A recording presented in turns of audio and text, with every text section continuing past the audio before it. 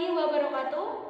Perkenalkan, nama saya Kusna Latifah dari kelas 10 MIPA 1. Pada video kali ini, saya akan menjelaskan materi mengenai bakteri.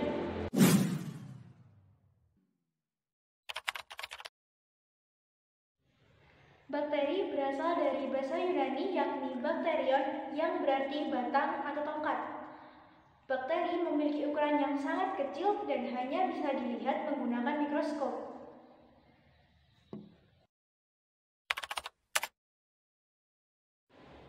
Untuk struktur bakteri terdiri dari cincin DNA, plasmid, flagelum, cadangan makanan, sitoplasma, ribosom, kapsul, mesosom, lapisan lendir, dan yang terakhir ada dinding sel.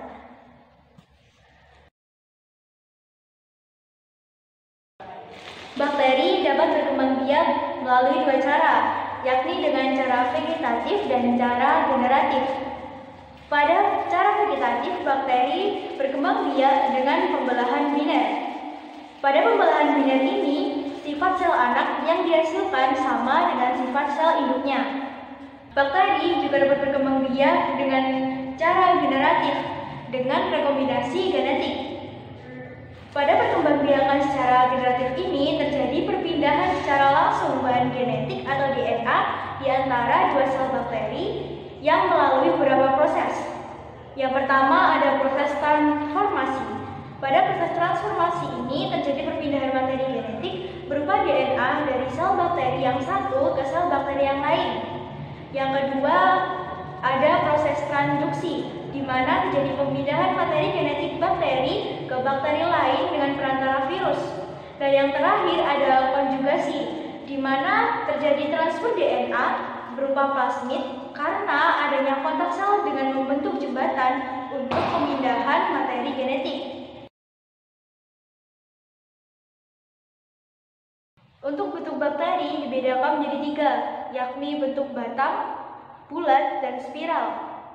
Untuk bentuk batang, yang pertama ada basil tunggal, di mana bakteri hanya membentuk satu batang tunggal. Contohnya seperti bakteri Salmonella typhosa. Yang kedua ada diplobasil, di mana bakteri berbentuk basil yang bergandengan dua-dua. Yang ketiga ada streptobasil. Pada streptobasil ini, bakteri berbentuk basil yang bergandengan memanjang membentuk rantai. Misalnya, bakteri Bacillus anthracis penyebab penyakit antraks. Untuk selanjutnya, bakteri bentuk bulat. Bentuk bulat yang pertama ada monococcus. Pada monococcus ini, bakteri berbentuk bulat tunggal. Misalnya monococcus gonor, penyebab penyakit gonor. Yang kedua ada diplococcus.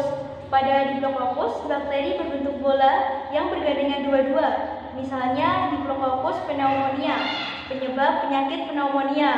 Yang ketiga ada sarcina, yakni bakteri berbentuk bola yang berkelompok 4-4 membentuk kubus. Misalnya sarcina lutein. Yang keempat ada streptococcus. Pada streptococcus ini, bakteri berbentuk bola yang berkelompok memanjang membentuk rantai. Misalnya streptococcus lactis. Yang kelima ada staphylococcus. Pada staphylococcus ini, bakteri berbentuk bola yang berkoloni seperti buah anggur. Misalnya bakteri Staphylococcus aureus, penyebab penyakit radang paru-paru. Selanjutnya ada bakteri berbentuk spiral. Pada bentuk spiral ini dibagi menjadi tiga. Yang pertama ada spiral. Pada golongan ini, bakteri berbentuk seperti spiral, misalnya spirilium. Yang kedua ada vibrio atau bentuk koma. Pada golongan ini, bakteri berbentuk spiral namun tidak sempurna. Misalnya Vibrio cholerae, penyebab penyakit kolera. Dan yang terakhir ada Spiroseta. Bakteri pada golongan ini berbentuk spiral yang dapat bergerak. Misalnya bakteri Spirochaeta pallida, penyebab penyakit sifilis. Nah, teman-teman, yang terakhir ada contoh bakteri. Untuk contoh bakteri yang pertama ada Streptococcus pneumonia yang menjadi penyebab penyakit pneumonia. Dan yang kedua ada Lactobacillus burgarius yang merupakan bakteri yang memiliki peran utama dalam proses pembuatan yogurt.